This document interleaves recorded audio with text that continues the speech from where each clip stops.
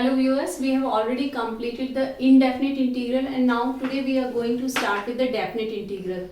Topics to be covered today are introduction to definite integrals, using substitution method to solve definite integral, properties of definite integral, followed by the example on all the properties. So exactly what is definite integral? Say for example, if phi x is the primitive of fx defined on closed interval a comma b. So we write d upon dx of phi x equals to fx, right? So then if I integration of fx from a to b dx will be equal to phi b minus phi a, right? So here a and b are the limits of integration. A is the lower limit, b is the upper limit, and a comma b is the interval of integration, right? So if we have the integral of or primitive of fx as phi x and we want to find the integral in this interval, then the result will be this.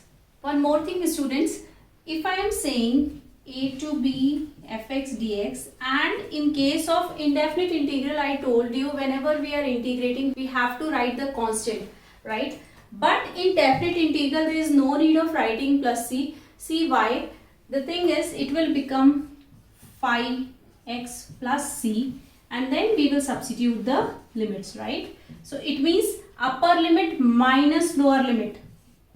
So phi b plus c minus phi a minus c. C and c gets cancelled. So we are left with phi b minus phi a. So let us take this question. 2 to 3 integration x square dx, right? So what is the integration of x square? It is x cube by 3, right? So 2 to 3. So upper limit minus lower limit. So it will become 3 cube by 3 minus 2 cube by 3. So which is nothing but 27 minus 8 by 3, which is nothing but 19 by 3. So done, right? So let us take this example.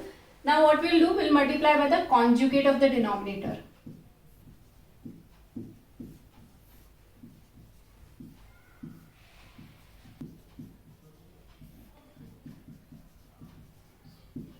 Right?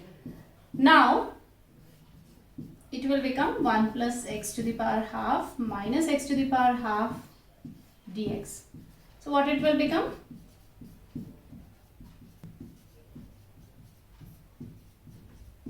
So let us substitute the limit. First upper limit. So we can take out 2 by 3 common. Now let us substitute the limit. So 2 3 by 2 minus 1 3 by 2 minus, when I substitute 0 it will become 1 3 by 2, right? And this will become 0. So done. So 2 by 3, 2 3 by 2 minus 1 minus 1. So it will become minus 2. Or we can further solve it. 2 by 3, 2 into 2 half minus 2. So I can write this as 4 by 3 root 2 minus 1. So this is the required answer. So let us check this integration. Integration pi by 4 to pi by 2 under root 1 minus sin 2x dx. Okay. So what we are going to do here. So 1 can be written as sin square x plus cos square x minus, here I will apply the formula of sin 2x. So 2 sin x cos x dx, right?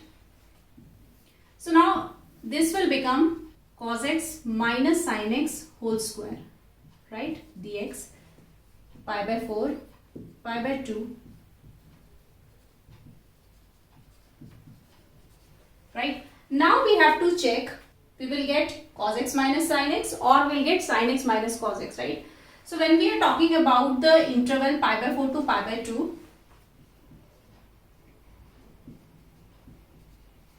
by 2, in this interval sin x is greater than cos x, right? So sin x minus cos x is greater than 0. So what does that imply? Will be less than 0. So I can write this as minus cos x minus sin x dx. Is it clear? Basically it will become pi by 4, pi by 2, sin x minus cos x dx. Sin x is minus cos x minus sin x pi by 4 pi by 2. Let us substitute the value. Minus sign we can take out common. Cos pi by 2 plus sin pi by 2 minus cos pi by 4 plus sin pi by 4. So we are getting here 1 minus 1 by root 2 plus 1 by root 2, 1 minus 2 by root 2. So what we are getting? We are getting root 2 minus 1 is the answer. Okay. So now the next topic is the evaluation of the definite integral using substitution. Right. So guys, if you have a integral of kind a to b f gx, and along with that you have the derivative. We used to have such kind of integrand. In the indefinite integral we used to let gx as t and then g dash x dx becomes dt, right? So whenever we are using the substitution in case of definite integral, three things will be affected. What will be the three things? One will be the limits, right? Obviously the integrand and your differential, that is dx part, right? So now we have to change the limits also when we are substituting something, right? So this is the limit for x. For t it will become g. So how you are going to write? You will write when x is equal to a, t will be g a, right? I have substituted in place of x here a. When x is equal to b, t will be g b. So now my integrand will become, instead of a what will come? Ga. Instead of b it will become gb, and I will write here ft dt. Is it clear?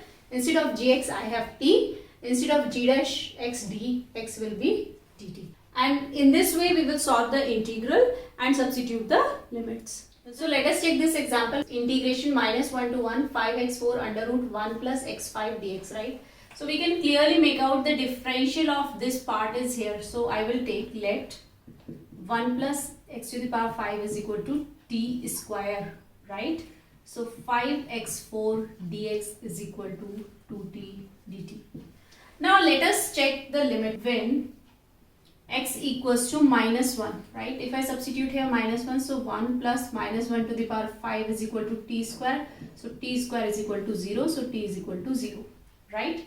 Now when x is equal to 1, 1 plus 1 to the power 5 equals to t square, so t square is equal to 2, t is equal to root 2, correct? Now let us substitute the value, so 0 to root 2, this part will become t, okay, and this part will become 2t dt, right?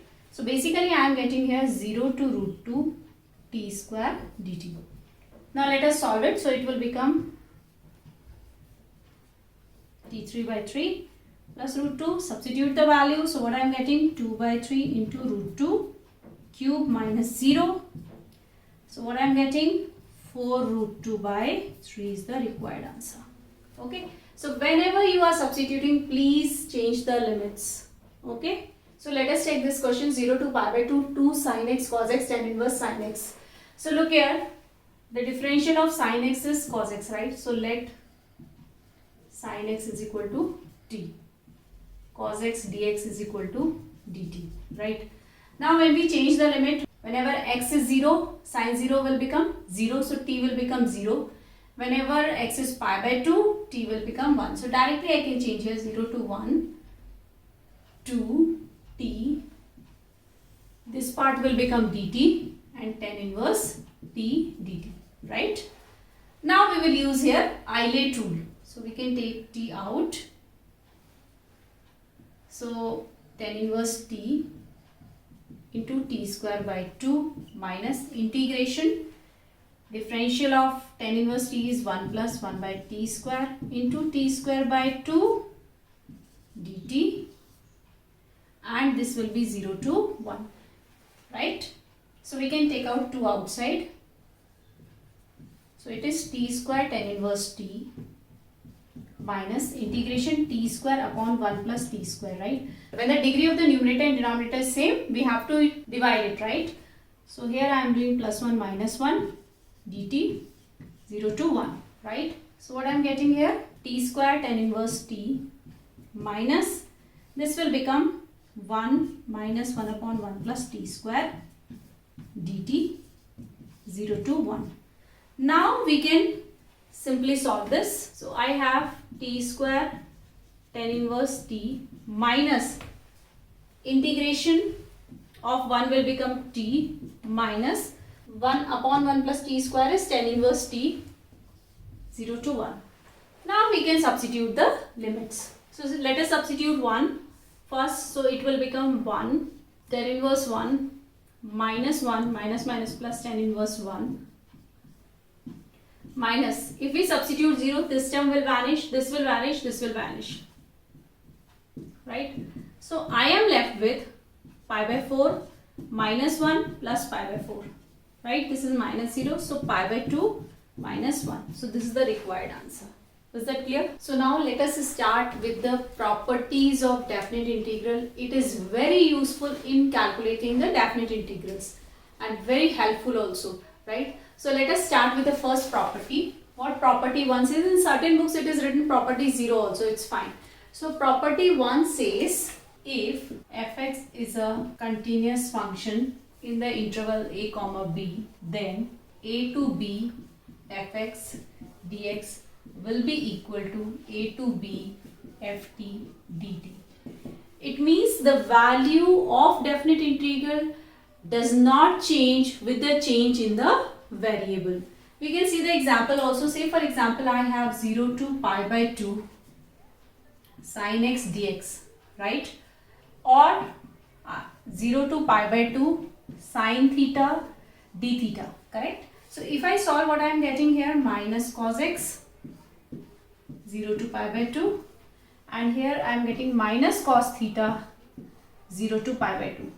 Let us substitute the limit. So what I am getting, minus cos pi by 2 plus cos 0.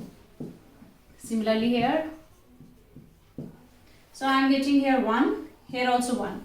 So the value of the integral does not depend upon the variable. If your function is same, the variable changes also, it will not affect the value of the integral. Okay, let us take the next property now. What properties 2 says, if fx is a continuous function in closed interval a comma b, then a to b fx dx will be equal to minus b to a fx dx.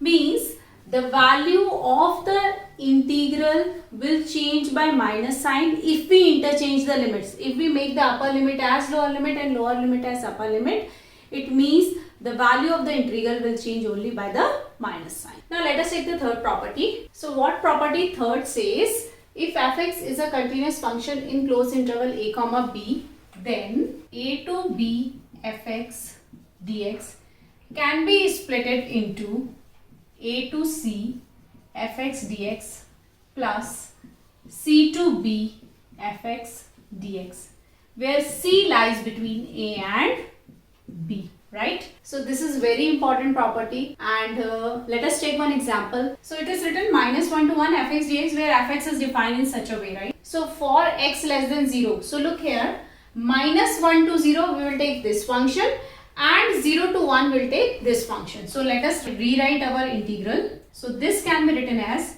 minus 1 to 0 1 minus 2x dx, because it's written less than equal to 0, plus 0 to 1 1 plus 2x dx. Now let us solve it. So x minus 2x square by 2 minus 1 to 0 plus x plus 2x square by 2 0 to 1. If we substitute the limit, this will become 0. This will be minus 1,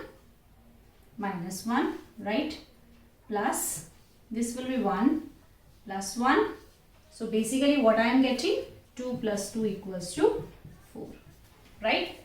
Let us take one more example. Okay students, so we have been provided with this question 0 to 1 mod 5x minus 3 dx. So whenever we have been given a mod function, let us first define the mod function, right? So how we'll define the mod function? We will write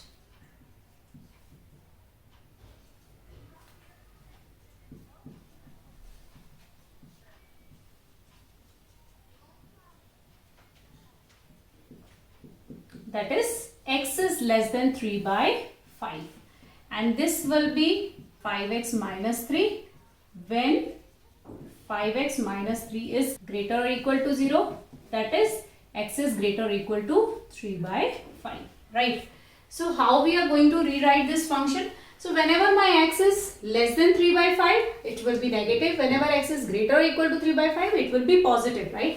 So this can be written as 0 to 3 by 5, it will be minus 5x minus 3 dx plus, and 3 by 5 to 1. See, because 3 by 5 lies between 0 and 1, I am able to split. I am using this property, right? So it will become 5x minus 3 dx. Now we can integrate and substitute the value. So it will become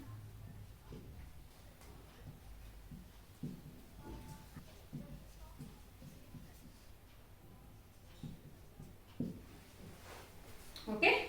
So if we substitute the value, what I am getting, let us solve it. So what I am getting here, minus, so let us open the bracket. If we solve, we'll get minus 9 by 10. So minus of minus 9 by 10, minus 1 by 2, and this will get minus 9 by 10, correct?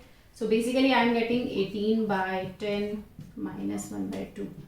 So 9 by 5. So I am getting 18 minus 5, 13 by 10. This is the required answer. Okay. So students, let us check now this question. Okay, one more thing. This property is also known as additive property of definite integrals, right? Additive property.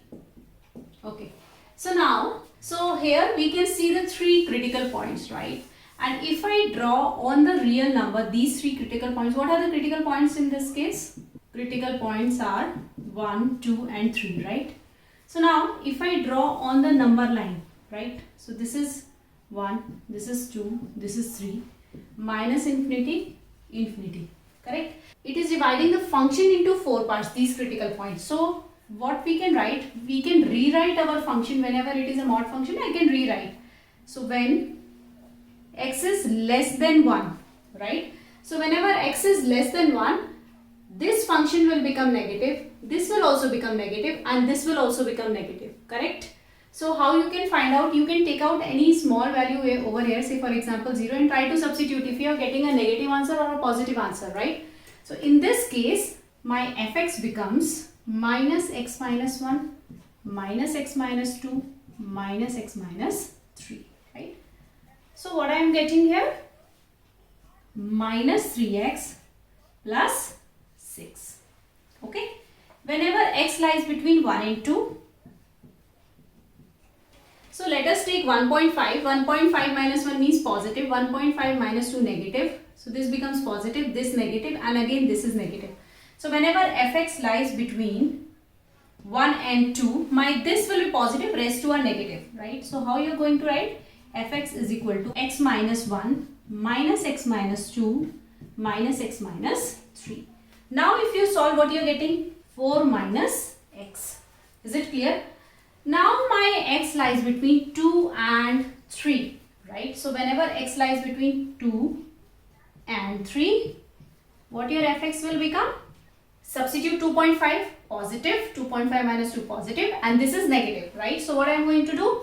X minus 1 plus x minus 2 minus x minus 3, right? So basically what I am getting here? X. Okay, if you solve, you will get x. Next is when x is greater than 3. When x is greater than 3 means 3.5, if you substitute here, positive, 3.5 minus 2 positive, 3.5 minus 3 positive, so means everything is positive. So I am getting my fx as x minus 1 plus x minus 2 plus x minus 3. So it means 3x minus 6. So these are my functions whenever we have the intervals like this, x is less than 1, x lies between 1 and 2, x lies between 2 and 3, and x is greater than 3. Now let us find the integral of it. See, our limit is 1 to 4, so we don't require when x is less than 1, right? So we will split into 1 to 2 fx dx plus 2 to 3 fx dx plus 3 to 4 fx dx, right? Now let us substitute the values. So 1 to 2 we have 4 minus x dx plus 2 to 3 we have x dx, and 3 to 4 we have 3x minus 6 dx. Clear? Had it been 0 to 4, we would have taken this interval also. Is it clear? Okay. Now we'll integrate and substitute the value. So basically what I am getting here, 4x minus x square by 2, 1 to 2 plus x square by 2, 2 to 3 plus 3x square by 2 minus 6x, 3 to 4. Now substitute the value. Okay. So what I am getting here, 6 minus 7 by 2 plus 5 by 2. This can get cancelled, and here I am getting 9 by 2. Okay. So if I solve this part, I am getting here minus 1 plus 9 by 2. So 5 plus 9 by 2, 19 by 2. It solely depends how you solve it. So what is the next property says, if fx is a continuous function on closed interval a comma b, then a to b fx dx is equal to a to b f a plus b minus x dx. So let us prove this property. Let x is equal to a plus b minus t. So this x I am assuming as x is equal to a plus b minus t, right? So dx will become equals to minus dt, correct? And whenever we are substituting, we have to change the limit. Is that clear? So when you substitute x is equal to a, what you are getting? A is equal to a plus b minus t, correct? So we are getting t is equal to b. Okay? When x is equal to b, substitute in this equation b. So b is equal to a plus b minus t. Again b get cancelled. So t is equal to a, right? Now pay attention here. So let us rewrite this function. So I am getting b here, and here I am getting a minus f a plus b minus t, right? So I have rewritten this integral, right? X is replaced by a plus b minus t. I have changed the limits according to that, and minus dt. Okay. Now what we are going to do, so minus sign is there, what I can do, I can interchange the limit. This is using the second property, right? So it will become a to b f a plus b minus t dt by property second, correct? Now we learned in the first property that the value of the integral does not change when we change the variables, right? So I can change this to a to b f a plus b minus x dx. This is by property 1. Okay. So this is the proof of this property. Now let us do one or two examples on this property. So now look at this question, integral 1 to 2 root x upon root 3 minus x plus root x dx, right? If we go with the traditional method, what we will do? We will multiply by the conjugate, and then we'll take the under root part as t square and blah blah blah we will do, right? But if we use the property 1, right? A to b fx dx equals to a to b f a plus b minus x. Just check it how simple this question becomes, right? So look here, I is equal to 1 to 2 root x upon root 3 minus x plus root x dx. Now wherever x is there, what I am going to do, I will a plus b minus x, right? So 2 plus 1 minus x, okay? 3 minus 2 plus 1 minus x plus root 2 plus 1 minus x dx. Is it clear? A plus b minus x. So I am using this property. Now 1 to 2 root 3 minus x upon root. If you solve this, 3 minus 3 will become 0 and it will remain as x root 3 minus x dx. Now pay attention here. See, this is my first equation and this is my second equation. If we add 1 and 2, denominators are same, so numerators will be added, right? So what I am getting? 2i is equal to integration 1 to 2. Now look here, denominator root 3 minus x plus root x plus root 3 minus x. So I can write as it is. And numerator, in this I have root x and in this I have root 3 minus x. These two gets cancelled. I have 2i is equal to 1 to 2 dx. I know the integration of dx is x. 1 to 2. 2i is equal to 2 minus 1. I is equal to 1 by 2. See how simple it becomes when we use the properties. Let us take one more example. Let us take this question. Again, we will use the same property. So let this be equal to I. Mark as 1. I is equal to minus pi by 2. 2 pi by 2. Cos square a plus b minus x. So this will become 0 minus x. So I am directly writing here minus x, right? So 1 plus e minus x dx. Okay? Minus pi by 2. Pi by 2. Cos minus theta is cos theta. So it will remain as cos square x plus e to the power minus x dx.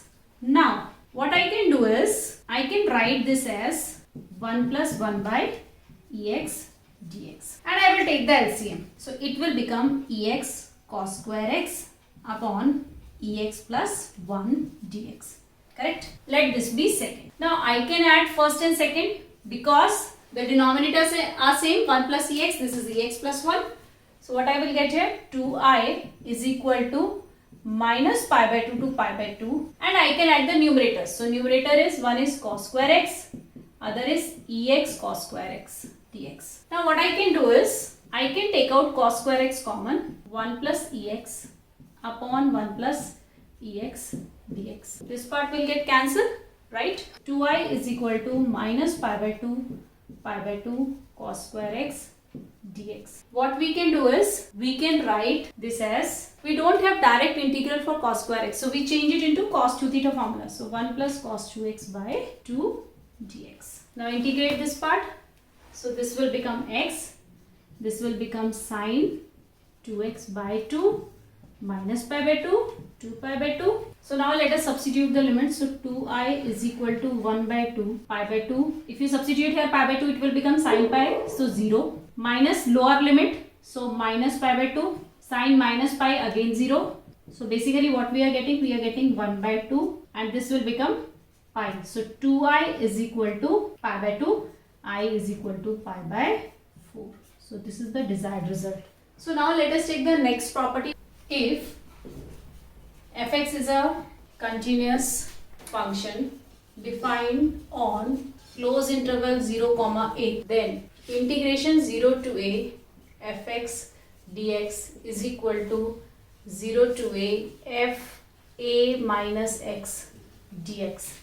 Now let us prove this property. So since we have to convert x into this form, right? So what we are going to do, let x is equal to a minus t, right? So dx is equal to dA minus t, right? So which is nothing but this will become 0. I will have minus dt, right? And whenever we are substituting, we have to change the limit. So when x is equal to 0, t will be a, right? When x is equal to a, t will be 0. Okay. Now let us rewrite it. So this is equal to, first of all, whenever my limit is 0, the value of t will be a. Whenever it is a, it becomes 0. F a minus t and dx has to be replaced by minus dt. So minus dt, right? Now using the second property, what I will do, I will remove this minus sign by interchanging the limits. So 0 to a f a minus t dt by property second. Okay. Again, I can change the variables by using property 1. So it will become 0 to a f a minus x dx by property 1. So done. We started from here and reached here. As the property has been proved. Now let us check some examples. So let us take this question 0 to pi by 2 log 10x dx, right? And just now we have studied the property 0 to a fx dx is equal to 0 to a f a minus x dx. Okay. So let us see how this property is going to help us in this question. So I is equal to 0 to pi by 2 log 10 a minus x. So pi by 2 minus x dx, right? So 0 to pi by 2 log 10 90 minus theta is cot theta, right? Let this be 1, this be 2. We will add these two. So we'll get 2i is equal to I plus I 2i, right? 0 to pi by 2 log 10x plus log cot x dx. Okay. So it will become 0 to pi by 2 log 10x cot x dx. Okay. Which is nothing but 0 to pi by 2 log 1 dx. And log 1 is 0. So the value of the integral is 0. So I is equal to 0. So let us take the next property now. If fx is a continuous function defined on 0 to 2a, then 0 to 2a fx dx equals to 0 to a fx dx plus 0 to a f2a minus x dx. Okay. Now we can prove this property. I is equal to 0 to 2a fx dx, right? And we know that a lies between 0 and 2a. So I can split my limit using the third property, right? So it can be written as 0 to a fx dx plus a to 2a fx dx. So if we check on the right hand side, this is done. The second integrand has to be converted into this integrand, right? So what we are going to do, we'll take this as I1 and we will solve the I1 part, right? So let us check it out. So I1 is equal to a to 2a fx dx. Now pay attention here. Instead of x, I want 2a minus x, right? So in that case, what I am going to do, I will let x is equal to 2a minus t. Let x is equal to 2a minus t. So dx is equal to minus dt, right? When I am substituting, I have to change the limit. So let us change the limit. So when x is equal to a, substitute a, we are getting t as a. When x is equal to 2a, t will be 0. So what I am getting here, a to 0, right? Minus sign f, instead of x I have 2a minus t and dt, correct? Now what we are going to do, we will interchange the limit and change the variable. I'll get my second integrand. Okay, so let us check it out. So now let us change it. So I1 becomes 0 to a f 2a minus t dt. This we have done using the property. I have interchanged the limits and I have removed the minus sign. Next I'll change the variables using the first property, right? Now I will substitute in the first equation. So what I am getting, I is equal to 0 to a fx dx plus 0 to a f 2a minus x dx. Done this property. You can also write this as 0 to a fx plus f 2a minus x dx. Okay. Now let us take one example based on this property. So let us check this question. We will use the property just now which we have proved. What was the property? It was 0 to 2a fx dx is equal to 0 to a fx plus f 2a minus x dx. Okay. So this property we are going to use over here. So I can write this as equal to 0 to pi See, there was 2a, it changed to a. So 0 to pi 1 upon 1 plus e sin x plus 1 upon 1 plus e sin 2 pi minus x. Okay, dx. 2a minus x. So x has to be replaced by 2 pi minus x. Now let us solve this part. Sin 2 pi minus theta will be minus sin theta, right? So we can write as 1 plus e minus sin x dx. Okay, so 0 to pi. Let us solve this part. So it will become e sin x upon e sin x plus 1 dx. Now denominators is same, so I can add. So basically what I am getting, 0 to pi dx, which is x, 0 to pi, nothing but equal to pi. Done. Okay. Now let us take one more question based on the same property. So let us take this question, 0 to pi x tan x upon secant x plus tan x dx, right? So let us assume it equal to I, and we will use the fourth property. What was the property? It was the property 0 to a fx dx equals to 0 to a f a minus x dx, right? So we are going to use that property. So 0 to pi minus x tan pi minus x upon secant pi minus x plus tan pi minus x dx, right? So basically what I am getting, 0 to pi minus x, tan 180 minus theta is minus tan theta, okay, upon secant 180 minus theta is minus secant theta, and this is again minus tan theta. So basically I will be getting the same term. Take out minus sign common from the numerator, denominator cancel it off. So I am getting this part. Okay. Now let this be 1 and this be 2. Add 1 and 2. So my denominators are same. So it will become 2i is equal to 0 to pi. Even the tan x is same. So the coefficient of tan x will be added. So pi minus x plus x tan x upon secant x plus tan x dx, right? So 2i is equal to 0 to pi tan x upon secant x plus tan x. Now let us change this to sine and cos. Okay. So what I am getting here, 2i is equal to 0 to pi sine x upon 1 plus sine x dx. Okay. We are going to use the sixth property, 0 to 2a fx dx equals to 0 to a fx plus f 2a minus x dx, right? Let us utilize that property.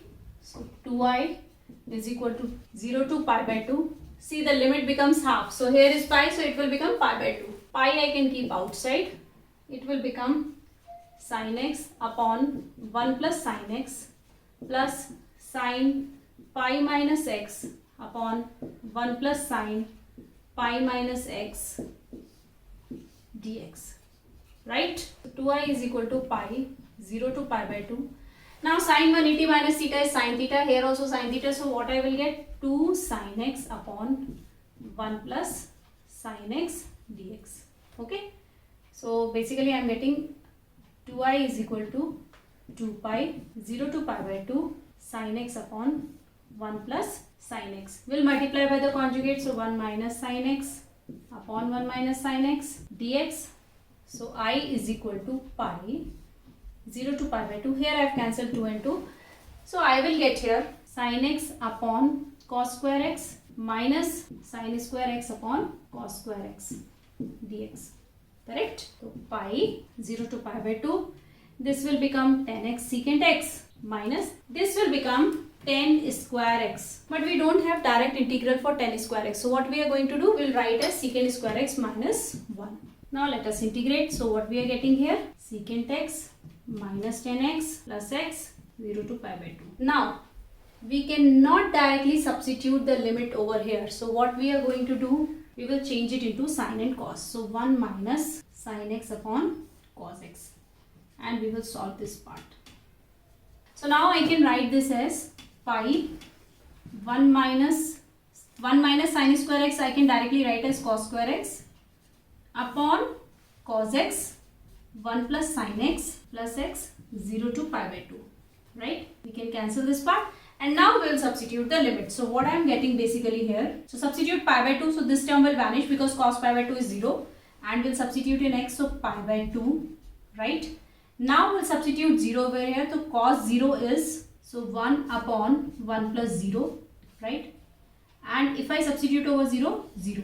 So what I am getting here, pi by 2 minus 1. So this is the required result for this question. So generally these kind of question comes for 6 marks. Okay. So now let us take the next property. What the next property says is, if fx is continuous function defined on minus a comma a, then minus a to a fx dx equals to twice 0 to a fx dx when fx is even function. What does it mean, even function? When f minus x is equal to fx, right? And it is equal to 0 when fx is odd function. So what is the meaning of odd function? When f minus x is equal to minus fx. Okay. So let us prove this property now. So how to prove this property? Minus a to a fx dx can be written as, using the property minus a to 0 fx dx plus 0 to a fx dx, right? So we have to change this part. How we are going to change this part? So let this be I1. So I1 is equal to minus a to 0 fx dx. Let x is equal to minus t, right? So dx is equal to minus dt, correct? So whenever I am substituting, I have to change the limit, right? So when x is equal to minus a, t will become equal to a, x is equal to 0, so t will be also 0, right? So in this case, what my integrand will become? Minus a to 0 f minus t dt, right? If I remove minus sign, what I will get here? 0 to a f. I am directly changing the variable also here, so minus x dx. Now we can substitute this part over here, right? So basically what I am getting here? I am getting here minus a to a fx dx equals to 0 to a f minus x dx plus 0 to a fx dx, right? So I have reached till this case. Now we will substitute the condition. So when we will substitute the condition, look here. So when f minus x is equal to fx, what will happen? Minus a to a fx dx will be equal to, this will be changed to fx, right? 0 to a fx dx plus 0 to a fx dx. So it will become equal to twice 0 to a fx dx, right? Now next case is, so when f minus x is equal to minus fx. So in that case what will happen? Minus a to a fx dx will become equal to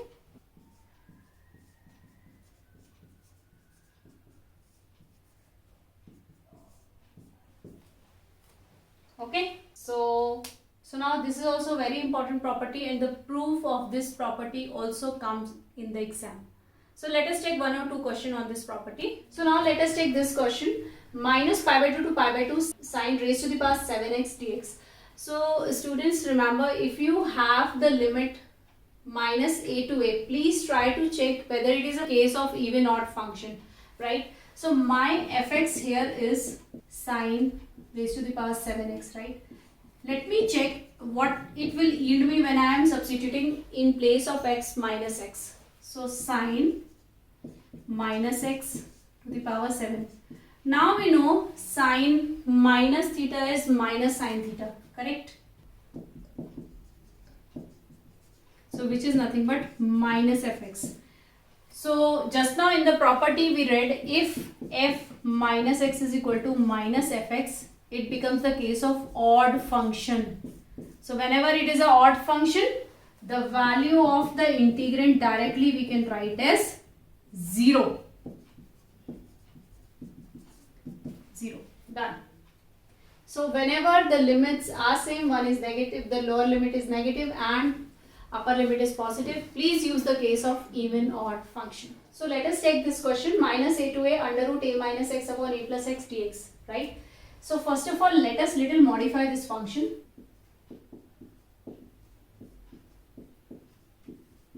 Right, so I am getting here minus a to a minus x upon root a square minus x square dx, a plus x into a minus x, right?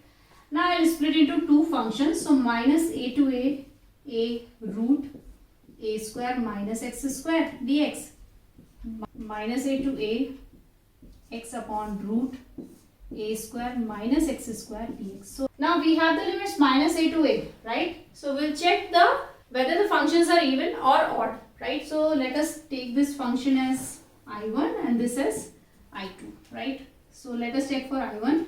I1 is, let us take this as fx and this as gx, right? So fx function is a upon root a square minus x square. F minus x will become a upon root a square minus x square will be positive only, right? So this is nothing but equal to fx, so it is even function, right? Now let us take for this also. So gx is x upon root a square minus x square. Let us take g minus x upon root a square minus x square. So it is equal to minus gx, correct? Odd function. So the integrand value, this will become 0. So I am left with I1 will become 0 to a twice a upon root a square minus x square, right? Because this was my even function. So whenever the function is even, twice 0 to a upon same function dx, and since this is odd function, the integrand will become 0. So plus 0 and 2a 0 to a 1 upon root a square minus x square dx. And we very well know this is the direct formula for sin inverse x by x. Let us substitute 0 to a, substitute the value, sin inverse a by a minus sin inverse 0. So 2a sin inverse 1 minus 0, 2a into pi by 2, which is nothing but a pi. So this is the desired result. So now let us take the next property. So what the next property says, if fx is continuous function defined on closed interval 0 comma 2a, right? Then 0 to 2a fx dx equals to twice 0 to a fx dx if f 2a minus x is equal to fx. Okay, and it becomes 0 if f 2a minus x is equal to minus fx. Now let us check the proof of this property. So what is the proof of this property? We already know this, 0 to 2a fx dx is equal to 0 to a fx plus f 2a minus x dx, right? We have already proved this property. Now we have to just apply the conditions.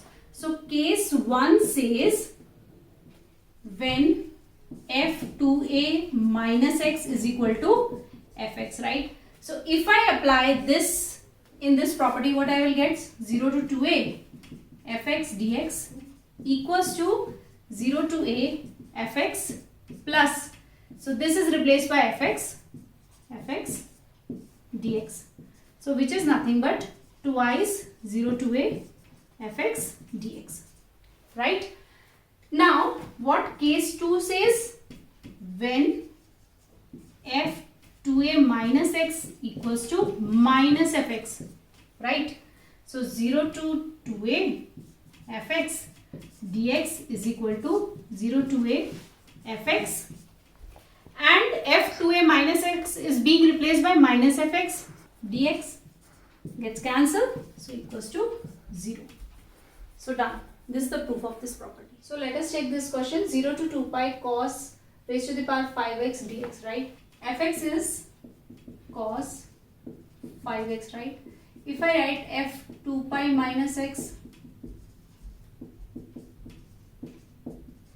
it will be cos raised to the power 5x. In the fourth quadrant, cos is positive, right? So it means this can be written as twice 0 to pi cos 5x dx, correct? Now again, if I take gx as cos 5x and I check for g pi minus x, so what I am getting, cos 5 pi minus x, right? And we know in the second quadrant cos is negative, right? So minus cos x to the power 5.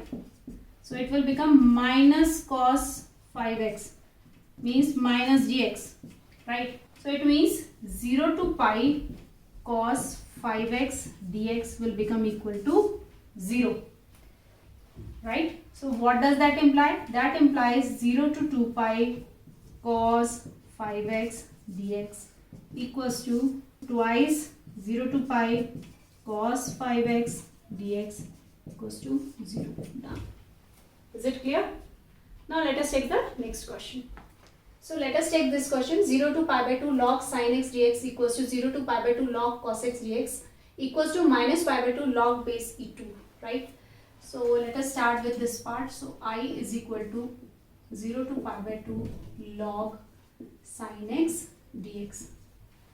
We'll use the fourth property. So I is equal to 0 to pi by 2 log sin pi by 2 minus x dx. So what it will become? 0 to pi by 2 log cos x dx. Let this be 1, this be 2. We'll add 1 and 2. So what I am getting? 2i is equal to 0 to pi by 2 log sin x plus log cos x dx, right? Now we can use the property of log. So what I will get? Log sin x into cos x, correct? Now what I am going to do, I will multiply here by 2, here by 2. Okay? So what I will get? 0 to pi by 2 log sin 2x by 2 dx. Okay? Now what I am going to do? Again I will use the log property. So what I am going to get? 0 to pi by 2 log sin 2x dx minus 0 to pi by 2 log 2 dx. Okay? So now let this be I1 minus, this can be written as log base e2 can come outside, 0 to pi by 2 dx. Okay? Now this we will solve. So 2i is equal to I1 minus, and here I'll get x 0 to pi by 2. So 2i is equal to I1 minus, if I substitute the limit, what I am getting? Pi by 2 log base e2. So let this be third equation. Okay. Now I will solve my I1, right? So I1 is 0 to pi by 2 log sin 2x dx, right? So let 2x is equal to t, 2 dx is equal to dt. So when I am substituting, I have to change the limit also. So when x is 0, t will also become 0. When x is pi by 2, t will become pi log sin t dt, and what will come here? 1 by 2. Is it clear? Now I can write ft is log sin t. F pi minus t will be log sin pi minus t. So which is nothing but log sin t, correct? So which is equal to ft. I can rewrite this as 1 by 2 to 0 to pi by 2 log sin t dt, correct? So which is nothing but 0 to pi by 2 log sin x dx, which is nothing but equal to, this will become equal to I. Let us substitute this in third equation. So from third, what I am getting? 2i is equal to I minus pi by 2 log base e 2, right? I have solved I1 is equal to I. So I am getting I is equal to minus pi by 2 log base e 2. So that's all for the properties of definite integrals. It makes the calculation of the integrals easier. So try to use the properties when it comes to the question of definite integrals. Today we learned introduction to definite integrals, using substitution method to solve definite integral, properties of definite integral, followed by the example on all the properties. That's all for the topic today. Stay tuned.